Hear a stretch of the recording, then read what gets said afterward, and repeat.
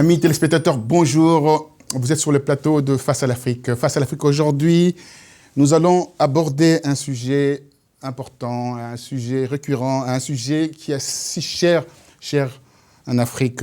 Alors, et si l'Afrique s'est tournée vers l'avenir, son avenir, l'Afrique à la croisée des chemins? Pour en discuter, nous avons deux invités de marque sur ce plateau. À ma droite, Modou Ndiaye.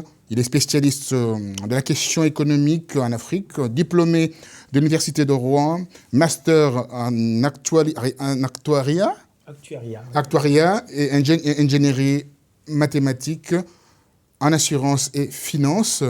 Vous êtes actuellement gérant de portefeuille des clients privés. Vous êtes l'auteur de ces livres que vous avez ici sous mes yeux. Regardez bien ces livres, ça parle de l'Afrique. Si l'Afrique tournait vers l'avenir. À ma gauche, nous avons bien sûr Monsieur Raphaël Kibassa Maliba, président de la Chambre de commerce des pays de Grand Lac. Les 10 pays, ils composent le Grand Lac. Voilà, les 10 pays du bassin du fleuve Congo. Du bassin du fleuve Congo. Et également, bien entendu, vous êtes chargé de relations extérieures de l'IDPS. Exact. L'IDPS, c'est quoi l'IDPS? L'Union pour la démocratie et le progrès social. C'est très bien, parti politique. Voilà. Cher Étienne Tshisekedi, bien, c'est autre chose. Non, c'est pas du tout un parti politique d'une personne. C'est justement un parti politique du peuple congolais, parce que justement, ça a été créé par les 13 fondateurs, les 13 parlementaires et 18 fondateurs. Donc, ça n'appartient pas du tout à une personne. C'est une provocation de ma part, bien entendu. Je voulais vous titiller un tout petit peu. Monsieur Modou Ndiaye, bonjour. Dites-moi, en écrivant ces livres, alors, vous pensez à l'Afrique, à la nouvelle Afrique, au regard des rapports qui existent aujourd'hui, les rapports sur l'économie en Afrique, où la France dit clairement que l'Afrique est l'avenir de l'Europe. Effectivement. En fait, l'idée d'abord, en tant que jeune Africain qui s'intéresse à l'économie, à la finance et à l'économie du développement, l'idée c'était de faire un diagnostic complet, un diagnostic sans complaisance de la situation économique, politique et sociale en Afrique. D'abord, on se rend compte que l'Afrique, malgré des taux de croissance assez exceptionnels de 5% exactement sur les 15 dernières années, oui, le chômage et la précarité dominent toujours. Sur le plan international, l'Afrique représente juste 3%. 70% des Africains n'ont toujours pas encore accès à l'électricité. Un Africain sur deux vit en dessous du seuil de pauvreté. C'est ça le diagnostic. C'est ce que je devrais faire dans cet ouvrage. Faire un diagnostic, c'est bien, mais proposer des solutions, c'est mieux. Tout au long de cet ouvrage, avec 12 chapitres, j'ai essayé, dans chaque chapitre, d'apporter des solutions, de proposer des idées. L'idée, aujourd'hui, c'est d'apporter une nouvelle vision, une nouvelle dynamique en Afrique. L'Afrique a besoin de nouvelles idées pour pouvoir accélérer ce processus de transformation structurelle, pour pouvoir créer plus d'emplois, apporter de la valeur ajoutée et de la création de richesses qui passera nécessairement par l'industrialisation du continent. Alors, on peut observer par rapport à cette posture, ces postulats sur l'Afrique, on peut dire on peut compter sur l'émergence et surtout la bonne gouvernance en Afrique. Au regard de ce qui se passe, il n'y a pas une bonne gouvernance en Afrique. Il est vrai qu'actuellement, nous avons beaucoup de difficultés pour tenir vraiment une gouvernance correcte en Afrique, mais il n'est pas toujours correct non plus de dire que l'Afrique, tout va mal. Mais je suis très, très content de voir que la jeunesse marque ses empreintes, parce que le livre dit tout sur la situation de l'Afrique et surtout, elle apporte justement une vision sur laquelle nous nous basons tous finalement, c'est-à-dire l'Afrique vers l'Afrique, c'est ça, tourner vers l'avenir. C'est formidable et surtout que vous accentuez sur la question économique. Aujourd'hui, la politique que nous voulons mener demain, ou du moins aujourd'hui déjà en Afrique, c'est une politique économique aussi. Parce que nous avons compris que l'économie manque beaucoup dans la vision de certains politiciens en Afrique. Et donc, je suis très, très content de partager avec mon frère sur la question économique. Ça, vraiment, ça m'enchante sérieusement. Alors, je reviens sur Modou. Alors, en lisant, bien entendu, votre livre, il y a 12 questions, les questionnements sur l'Afrique. On se rend compte d'une seule chose, on parle de la gouvernance. Mais effectivement, la gouvernance, c'est lié par rapport aux compétences. Or, par rapport au dernier rapport de l'UNESCO, on voit que l'enseignement est tiré vers le bas en Afrique. Comment? On a besoin de la matière grise de l'extérieur, de la diaspora, pour faire la vraie Afrique aujourd'hui? C'est une solution, Mais l'autre solution, c'est que ce qu'il faut savoir, moi j'ai été surpris de voir, par exemple, dans mon pays, au Sénégal, des professeurs qui utilisent leur cahier qu'ils avaient lorsqu'ils étaient élèves il y a 30 ans.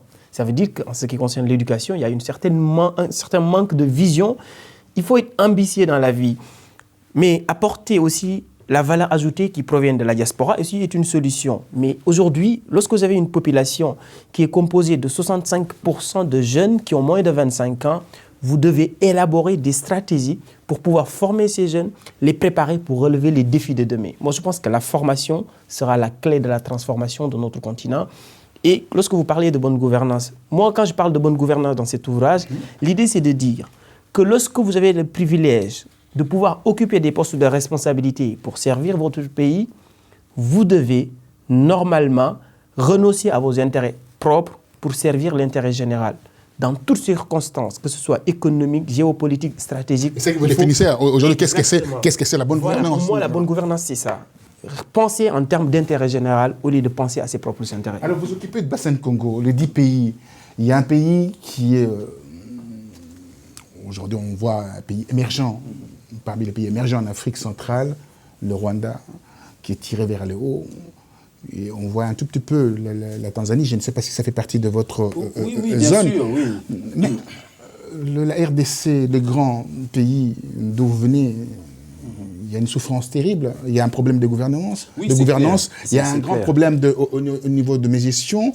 Il y a la gabégie, également de l'incurie. Pardonnez-moi de dire ça, mais comment... C'est totalement clair, Monsieur Bongos. Vous savez, aujourd'hui, quand nous parlons de la mauvaise gouvernance, ce sont des faits. C'est-à-dire que nous nous rendons compte que les choses ne vont pas dans le sens dans lequel on devrait l'orienter. Mais je suis encore très intéressé de voir qu'il y a des solutions qui s'apportent pour justement faciliter ces développements. Vous avez parlé tout à l'heure de la diaspora. Moi, j'accentue encore, j'appuie sur le fait que la diaspora est la solution. Je vais sur ce sens. Pourquoi? Je travaille même du point de vue politique pour essayer de créer une véritable synergie d'intelligence de la diaspora pour apporter et appuyer justement un développement dans nos pays. Donc, on comprend très bien que lorsqu'on travaille dans une synergie d'apport d'intelligence, on ne peut pas prendre à la légère, par exemple, l'apport que peut apporter la diaspora. Vous avez, je pense, vécu longtemps ici au niveau de l'Europe. Donc, je suppose que vous avez de quoi apporter dans les connaissances que vous avez obtenues ici en Europe. C'est pour cela que nous avons créé la Chambre de commerce du bassin du fleuve Congo. Pourquoi? Parce que nous nous disons que dans les 10 pays du bassin du fleuve Congo, qui regorgent justement des richesses qu'on ne peut aujourd'hui encore définir, voilà. Dans ces 10 pays, la RDC, par exemple, qui est mon pays, pour revenir à votre question, a un rôle majeur à faire. Mais nous nous rendons compte que la gouvernance aujourd'hui ne facilite pas, ou bien du moins ne met pas en valeur ces richesses-là. Par exemple, sur le fleuve Congo. Vous vous rendez compte qu'au Congo, rien que pour la RDC, nous avons 4000 kilomètres de ce fleuve qui est gorgé de beaucoup de richesses. Nous ne parlerons pas de la pêche, nous ne parlerons pas de l'agriculture, mais aujourd'hui, on parlerait de l'électricité. La voie fluviale, même d'ailleurs. Comme mon frère vient de le dire, aujourd'hui, il n'est pas normal de constater que nous n'exploitons que 2% d'électricité de cette production du bassin du fleuve Congo. Alors, la population manque d'électricité, alors que nous égorgeons des richesses invraisemblables. Donc, je crois qu'il faudrait aller dans une démarche de synergie d'intelligence pour apporter des solutions justement à ce développement. Et donc, la diaspora a toute sa place et a vraiment de quoi apporter pour ce développement. Alors, dans ce livre, je reste encore, parce que c'est le but de notre discussion aujourd'hui. Vous faites le VRP, en fait, si on veut, de l'Afrique. Mais en étant en Afrique, en voyageant en Afrique, on a du mal à comprendre votre livre avec la réalité qui se passe en Afrique. C'est-à-dire que vous faites la promotion de quelque chose, une rêverie? En fait, aujourd'hui, quand on parle d'Afrique, si on est un petit peu optimiste, on nous met dans une boîte, on marque dessus Afro-optimiste. Aujourd'hui, l'idée, c'est de montrer que il y a des choses... Afro-réaliste alors, ou pessimiste? Enfin, moi, je ne suis pas pessimiste. Je préfère afro-réaliste. Voilà. Faire un diagnostic complet de la situation, montrer ce qui ne va pas, mais ça ne veut pas dire qu'il n'y en a pas autre chose qui marche. Il y a des choses qui marchent. Bien sûr, la croissance, c'est bien. Il faut aller dans la croissance, comme quelqu'un disait. Justement, on ne mange pas la croissance. En général, les gens confondent croissance et développement. La croissance, c'est une augmentation quantitative de la richesse créée, alors que le développement, c'est à la fois une augmentation quantitative, mais surtout qualitative, qui va permettre d'avoir ce qu'on appelle une croissance inclusive, une croissance dynamique partagée pour qu'il y ait une redistribution de la richesse créée. Je vais revenir sur un point. En Afrique, en ce moment, on parle beaucoup de l'émergence dans beaucoup de pays. Il faut savoir que tous les pays qui ont réussi à relever le défi de l'émergence dans le monde, même si ces pays ont des histoires et des cultures différentes, ils ont fait fondamentalement 3 choses. D'abord, investir massivement dans le secteur agricole. On ne peut pas prétendre être un grand pays ou un grand continent tant qu'on n'est pas capable de se nourrir. On n'a pas encore réussi à traduire les 60% de terres arables dont nous disposions pour pouvoir relever les défis alimentaires. Deuxième point, on a parlé tout à l'heure de la formation. Tous les pays émergents ont fait la même chose. Lorsque vous avez une population composée de 65% de jeunes, vous devez impérativement investir dans la formation et dans l'éducation pour préparer cette jeunesse, pour pouvoir relever les défis de demain. Ensuite, l'Afrique, c'est seulement 3% du commerce international. Les échanges intra-africains, c'est juste 15%, alors que, par exemple, en Occident, c'est 70%. Aujourd'hui, l'idée, c'est de favoriser l'intégration africaine à grande échelle pour pouvoir tout simplement accroître la productivité, faire des économies d'échelle pour pouvoir produire davantage en Afrique, avoir une ouverture des marchés pour pouvoir contribuer à la création de richesses et de transformations structurelles. C'est ça la clé et je pense qu'il faut aller dans ce sens. Dans ce sens. Alors, comme on veut aller dans ce sens, c'est une meilleure posture, mais on peut considérer, par rapport à ce qu'on voit en Afrique, c'est que j'ai pu constater aussi en Afrique, je parcours l'Afrique, la démocratie pose un réel problème. Or, quand on parle de la dictature, on ne peut pas, ça ne fait pas bon ménage avec la croissance ou l'émergence. Comment résorber, comment régler cette situation, la dictature, la confiscation du pouvoir et la croissance et le développement? C'est vrai qu'on peut observer que la démocratie a du mal à prendre élan en Afrique. D'ailleurs, moi, pour la RDC, je me rends compte qu'on a beaucoup de mal, pour peu dire. Je crois qu'aujourd'hui, nous devions rester fixés sur la réalité dont a besoin l'Afrique. Comme disait mon frère, il faut partir sur des solutions de base, c'est-à-dire le besoin réel de cette population. Parce qu'à partir du moment où cette population retrouve le minimum dont elle a besoin, justement, ce minimum social, aller à l'école, vous l'avez évoqué, la formation et tout ça, à recevoir de soins et de pouvoir aussi non seulement s'alimenter, mais aussi de créer des entreprises pour justement qu'il y ait une bonne croissance, puisque nous avons parlé de croissance en Afrique. Donc aujourd'hui, il faudrait aussi mettre le point sur le manque d'attention des politiques sur la question de besoins de la population. Comme disait au départ mon frère, ils sont plus focalisés sur leurs besoins personnels, leur richesse personnelle, et malheureusement, ils laissent à l'abandon le peuple dans une souffrance inacceptable. Donc il faudrait que nous autres, la nouvelle génération qui part dans le sens de l'émergence, puisse justement se focaliser sur le moyen économique, politique, qui pourrait tout de suite toucher la population de base, donc c'est-à-dire la population qui en a besoin. Voilà. Alors, on regarde l'avenir de l'Afrique. L'Afrique se tourne vers son avenir.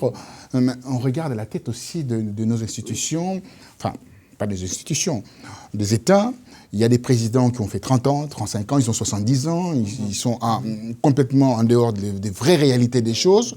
Alors, comment voulez-vous, quand vous parlez au niveau de votre livre, page 30 et 31, il y a l'entrepreneuriat, c'est la clé de la réussite. Comment faire en ce moment-là? L'enseignement est tiré vers le bas.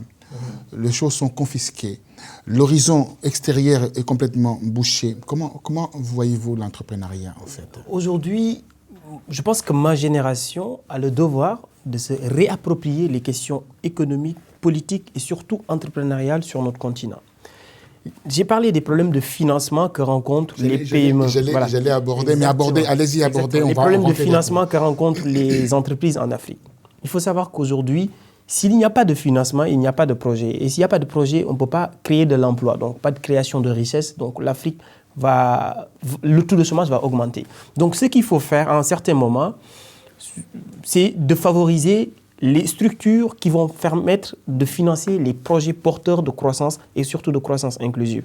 L'entrepreneuriat, c'est la clé dans la mesure où, normalement, il devait y avoir des institutions financières dont leur rôle devant être fondamentalement de financer des entreprises ou des porteurs de projets dans ce sens-là. Pour revenir sur quand même les générations précédentes que ce soit les nationalistes de la première heure après l'indépendance ou les militaires qui ont pris le pouvoir ensuite ou les personnes qui ont gouverné pendant ce qu'on appelle les périodes les ajustements structurels, ils ont quand même réussi à placer l'Afrique derrière tous les continents. Derrière tous les continents. Donc moi je pense qu'il y a quand même un échec cuisant de leur part. Et aujourd'hui, ce dont l'Afrique a besoin, c'est le renouvellement des idées, renouvellement des comportements, de la façon de diriger, de la façon de gérer et surtout de la façon de gouverner qui doivent être exclusivement maintenant l'intérêt du peuple. Et plus vous avez des responsabilités, moins vous devez penser à vous, vous devez penser absolument à la population. Je crois qu'il faudrait identifier l'autonomie de chaque structure, puisque vous avez parlé de structure. Vous voyez, par exemple, dans la coopération du bassin du fleuve Congo, notre objectif, ce n'est pas seulement d'associer tout le monde, c'est d'identifier là où il y a des besoins, là où il y a de demandes, là où il y a l'offre, et de pouvoir connecter cela. Par exemple, sur la démarche que je fais actuellement avec l'Angola et la Tanzanie, nous rendons compte, d'ailleurs, je veux sauter cette parenthèse parce qu'elle est assez profonde, je donnerai par exemple un chiffre que la COFAS a publié il y a une année en disant qu'il y a 4 pays d'Afrique qui talonnent pratiquement les BRICS, les pays émergents. Ils ont cité la Tanzanie, ils ont cité le Kenya, ils ont cité le... Mais je me suis rendu compte dans les 4 pays, ce sont des pays anglophones. Je ne veux pas encore provoquer certaines situations francophones, mais la réalité est qu'il y a des talents et des moyens d'identification pour pouvoir créer une véritable émergence. C'est ce que nous faisons. Nous nous approchons de tous les acteurs économiques. Nous essayons de les mettre ensemble pour justement créer des synergies qui nous amènent réellement à des solutions. C'est vrai, il y a des chiffres, il y a des constatations, mais la réalité, c'est que souvent, on n'emboîte pas le pas. C'est-à-dire, nous n'allons pas vers ces gens, nous n'identifions pas ce besoin pour pouvoir justement le travailler. Et je crois que c'est très bien de voir en face des économistes qui sont plongés sur la question, et nous autres, les politiques, nous pourrions aussi, les politiques économiques, parce que bien sûr, nous gérons des entreprises et une synergie d'entreprises, nous pourrions effectivement travailler ensemble dans ce sens, nous identifier, nous mettre ensemble et travailler pour permettre cette croissance réelle d'Afrique. Donc moi, je crois que c'est très important de créer ces genres de rencontres. Effectivement, c'est des discours, les Africains ont de très bons discours. Ils sont même spécialistes au niveau du discours. Généralement, ils sont doués. Oui. Alors, ma question est la suivante. Dites-moi, vous êtes spécialiste en finance, oui, assurance ici également.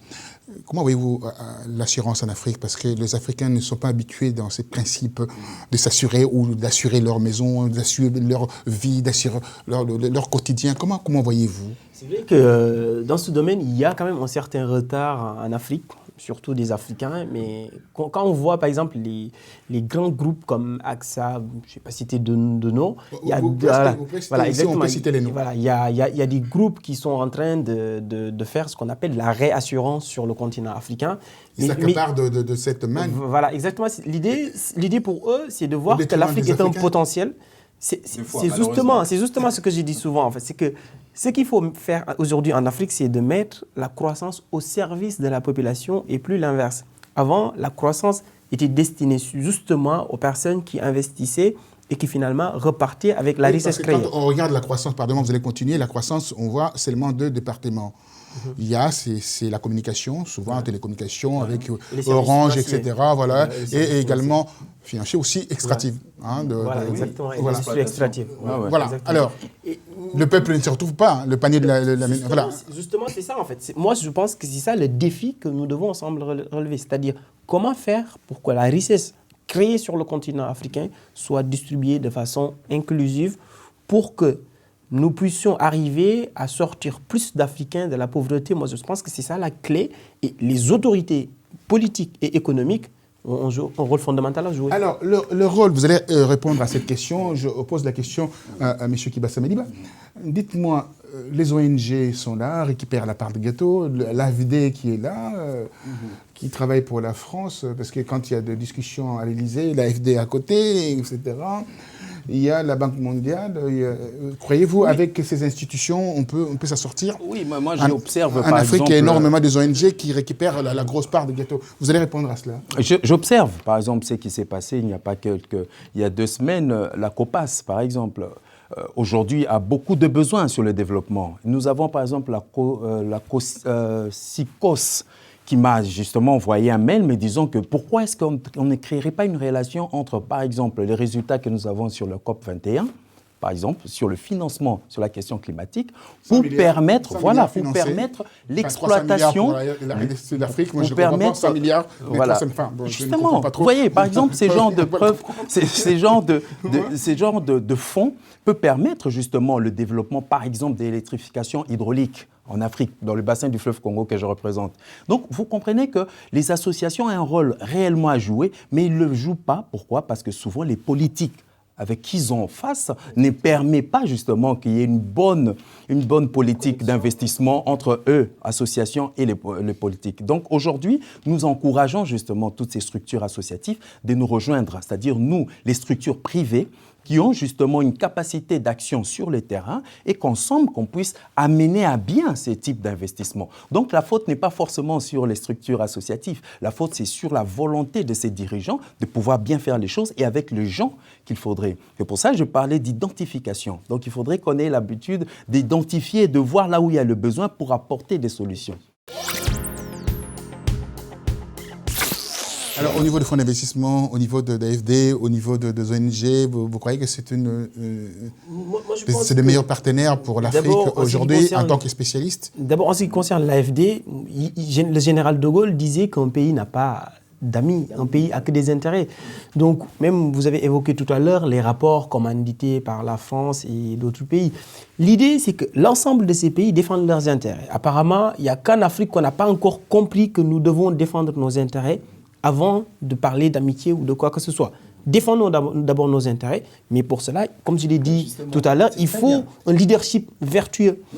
Tous les pays qui ont relevé le défi de l'émergence et du développement, à un certain moment, ils ont eu un leadership vertueux, un leadership qui pense déjà en termes d'intérêt général, avant de penser en termes d'intérêt personnel. C'est ça la clé. C'est pour ça qu'il faudrait justement qu'on ait une démarche collective, c'est-à-dire d'Africains qui savent défendre leurs intérêts. Puisque de manière individuelle, ce n'est pas évident. Hein, ça, et pour rajouter une chose, un jour, je discutais avec une personne qui conseille François Hollande à l'Élysée. On parlait justement de l'économie africaine et elle m'a expliqué une chose que je n'avais pas comprise en fait. Elle m'avait dit que lorsque, par exemple, des institutions qu'on connaît tous, les institutions Banque mondiale, FMI, etc., lorsque les multinationales viennent en Afrique pour discuter avec les ministres, souvent, il n'y a pas les mêmes compétences en face.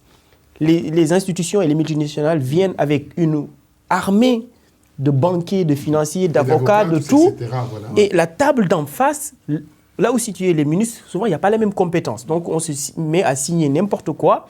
C'est pour cela que chaque fois qu'il y a un contrat qui est dévoilé au grand public, les Africains sont comme ça. Comment on a pu signer une telle chose? Alors que quand on signait ça, sur la table d'en face, il n'y avait pas les mêmes compétences.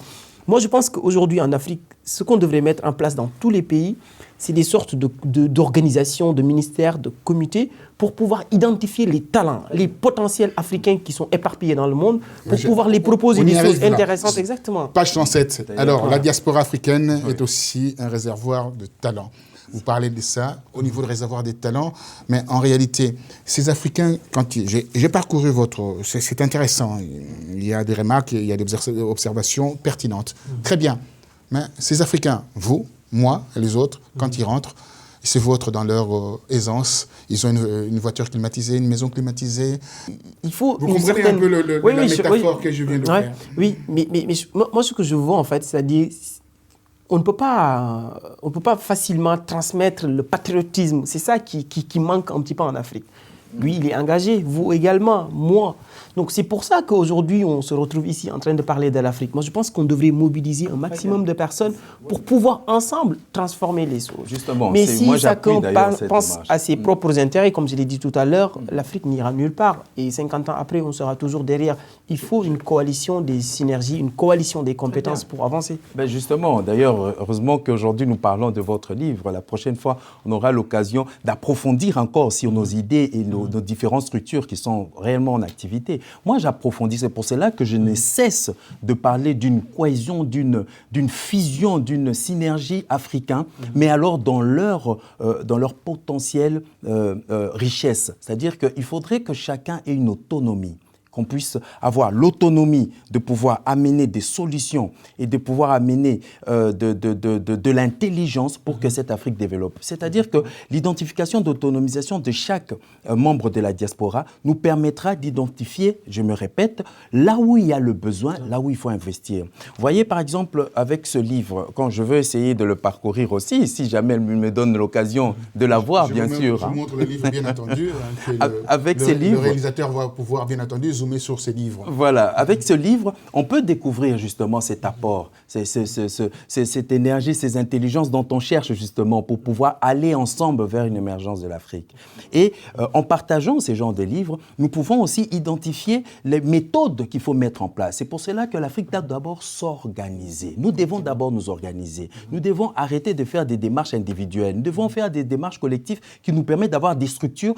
Et ces structures peuvent parler en face avec les bailleurs de fonds ou les organisations de finances. Généralement, l'Africain ne s'organise pas. Ça, je parle de manière générale, je ne dis pas que c'est toujours le cas, mais de manière générale, on ne s'organise pas. Mais à partir du moment où nous, la diaspora, qui, moi, je le répète, est vraiment la solution clé pour l'émergence de l'Afrique, si nous nous organisons dans une démarche de fusion, je pense qu'on peut apporter des solutions. Alors, je reviens sur chapitre 2 de votre livre, page 43. Ça concerne en réalité toute l'Afrique.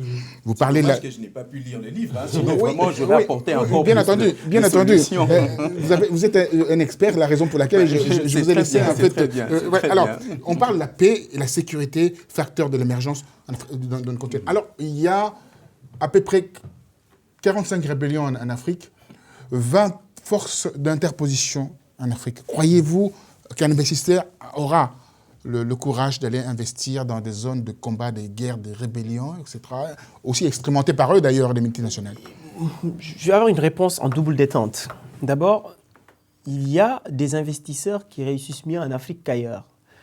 Sur les 20 dernières années, il y a un rapport de McKinsey, un cabinet de conseil en stratégie, qui montre que sur les 30 dernières années, l'Afrique a été le continent qui a généré le plus de performances en termes de rendement pour les personnes qui ont investi qu'ailleurs.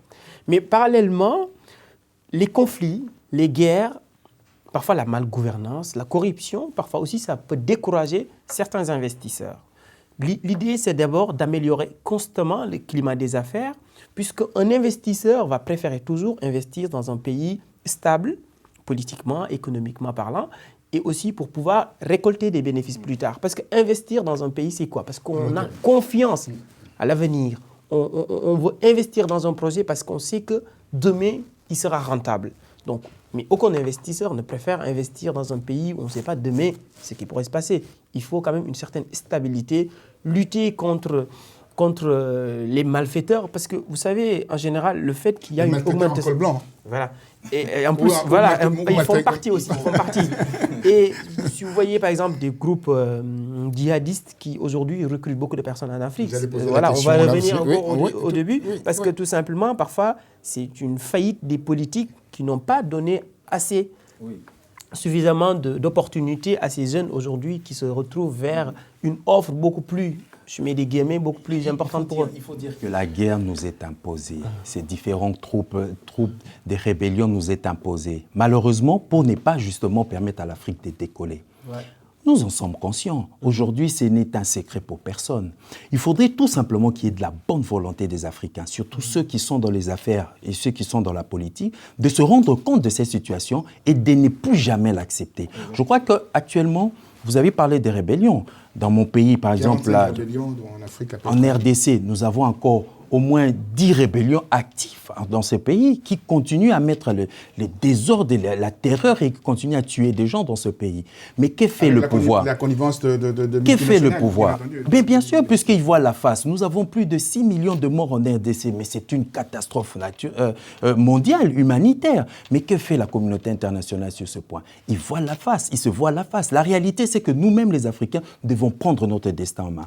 C'est pour cela, justement, je pense que j'étais même scandalisé analysé. Lorsque j'ai vu à la télé une société française que j'aime bien, mais bon, qui a pu faire ses chiffres d'affaires, par exemple Bolloré. Quand on voit les chiffres d'affaires que fait Bolloré en Afrique et qu'on le voit ici en France en train d'investir cet argent en France, on se pose beaucoup de questions. Merci infiniment. Nous arrivons au terme de notre émission. Je pense que l'Afrique ne pourra fonctionner qu'avec de telles idées, de telles personnes qui ont la vraie vision de l'Afrique pour que la puisse sortir de l'ornière, pour que la puisse devenir aujourd'hui, qu'on peut dire, l'Afrique émergente. Merci, à très bientôt. Au revoir. Merci.